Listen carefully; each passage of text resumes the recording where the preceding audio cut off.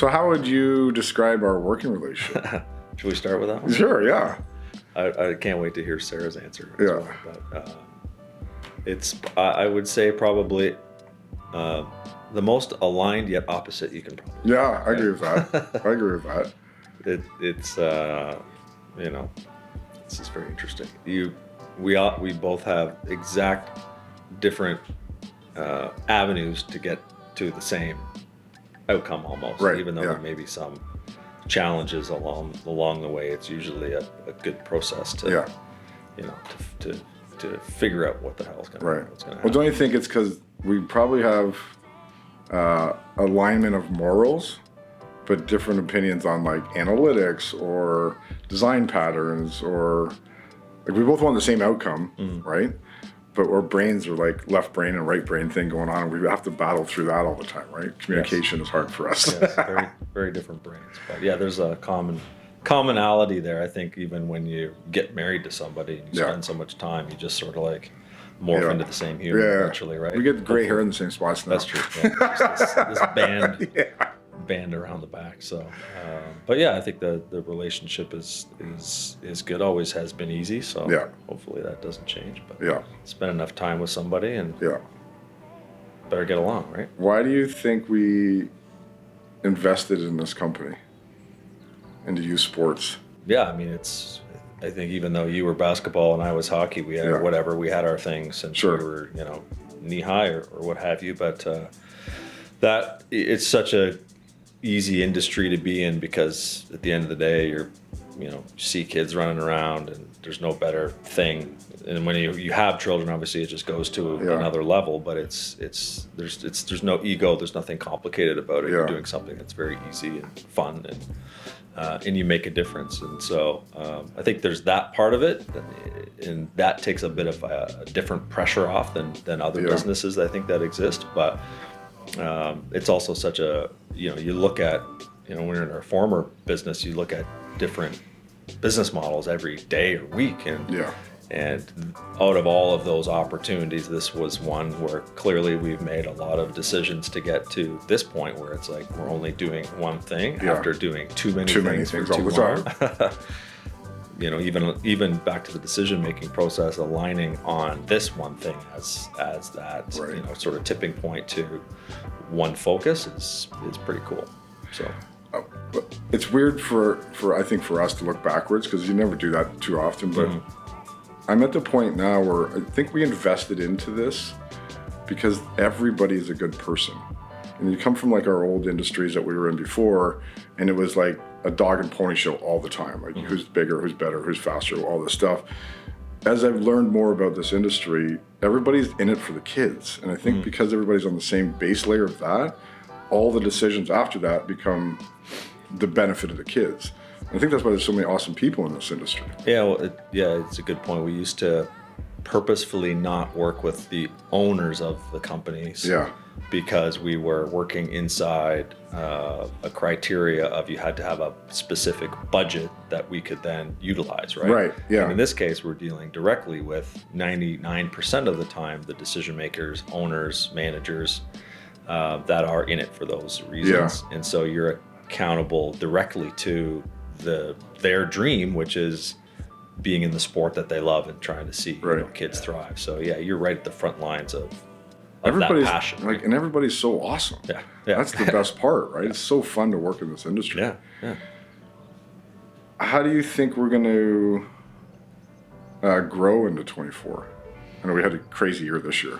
Crazy year. Yeah, I mean, we talk about this probably more than anybody, but as the person that's out there with our team talking to everybody, and that's my job officially, I guess, is that you see certain inflection points, and that's one of them for sure. Is that the amount of interest and timing and industry explosion and private equity and growth acquisitions and all those things kind of happening is really apparent in the last few months, but you can see more of that continuing to happen. So I think 24 or next year will be that much more bigger and different and unique. But it's definitely a turning point for the company. 10 years 10 years coming overnight success, so to speak. Right. It does take that long just to get to get through. It takes so long. I was watching a clip today on LinkedIn about I forget who it was, but talking about how lucky you have to be stupid and stubborn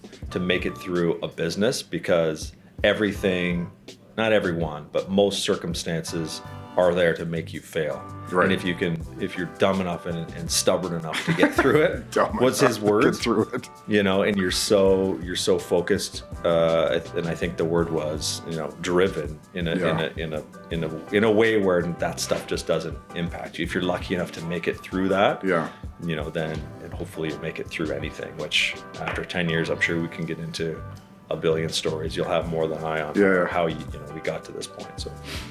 Yeah, I think in the 10 years, as we're growing up through this thing, I'm also watching the industry grow up at the same time, right?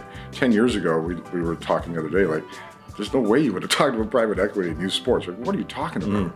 And now it's almost everything that you hear about somebody's moving, but somebody's buying somebody else. Yeah. It doesn't make sense to me yet where that's coming from, but I'm like, it's happening. Well, the good analogy or example is within college football, and if you watch, I think the most current view of it is through Johnny Football, and kind of watching that documentary on how he was sort of the first to bring light to college football in a way that from a money perspective was very different. So it's come down from professional sports, in that case NFL, down to college, and now it's with what's going on with flag football going into the Olympics and how that's going to impact that sport and grow that sport up. It's the top bottom are both sort of meeting in the middle. Yeah, that's true. And that's interesting. Yeah, but when the private equity and the money start to look at it, they have their own reasons for it. Sure. But they don't just limp in. And so it will be interesting how that impacts these businesses that are ultimately just small businesses. Yeah. And how they're managed, but they're exploding. They're exploding. I'm personally worried with that type of investment. Is the money going to trump the value and the experience of the kids? Like, this has to be about making a better experience for the kids, right? Sports is all about making a better human. And does the money come in here and start to nickel and dime this thing? And I go, man, I really hope that doesn't happen, because the intention is awesome. Well, there's nowhere to hide. So right.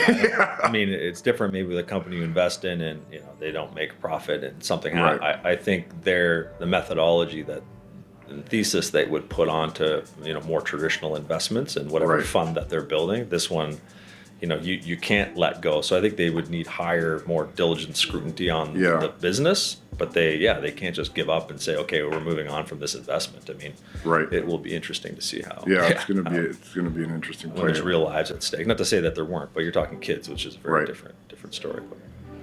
So me as the tech nerd, you as the design and the good-looking guy. Oh, sure. Right?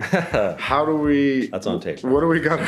What do we got to build for next year so our clients are like more efficient or happier or solving? What do you think we got to go into next? Yeah, I don't think we have to build anything necessarily. I mean, it's probably staying true to listening to the customers and, a lot though with the mix of private equity, but also just the sheer need for more technology is they may not know exactly what they want. So I think what we can probably do is just be open, honest, and be there to listen to what their needs are, which is, obviously a core competency of what we do. But other than that is if we're growing, they're growing, and I think that happened through this year. But many are now planning that much farther ahead. They're more sophisticated with their team, the size of their teams, the growth of the events.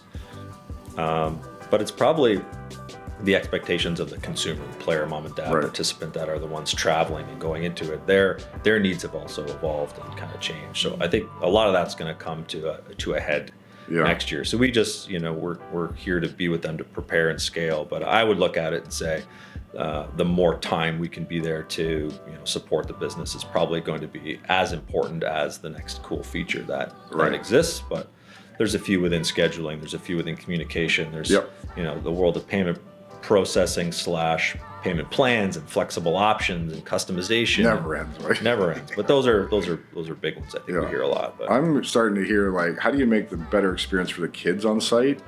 And then with some of our clients, are like, how do you get rid of some of the really boring jobs. Like, how do you pay all your umpires at the end of the game? Right. And how do you pay the umpires at the end of the weekend, right?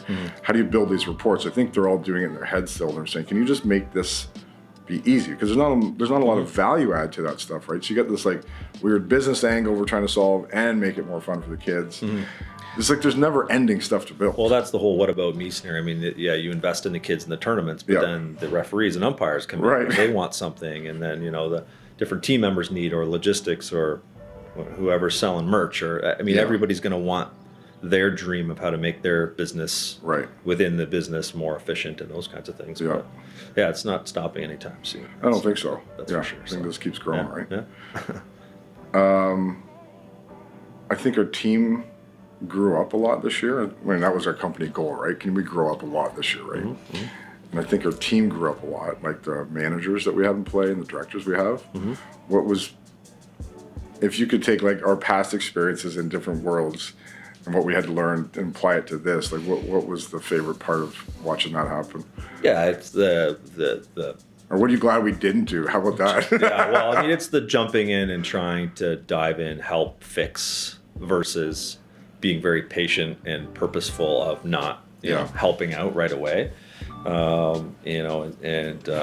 Whereas I think before, we probably would have just, I'll take that on, or let me take care of that. Or you think we smothered before to try to get it out fast? Well, yeah, it's easier sometimes just to jump in and figure it out for yourself, and you think you're protecting and helping, but you're actually making it worse, or you're delaying the lag effect of not letting them fail in some cases, or figure things out, or go through an awkward situation. But yeah, when it's an odd scenario, as there's less fires to put out, you actually have time to breathe and think about what are the goods and the bads that could kind of impact you. But I think overall the team did an awesome job of dealing with it and preparing. It's almost like the training day for what's next to come, with an onslaught of a lot of really big partners and the shift in the industry, which is all happening at the same time. So my personal feeling is, because we went through it once and we know like those fires and the plot holes, we let the team explore how to solve their own problems. We just supported them through it.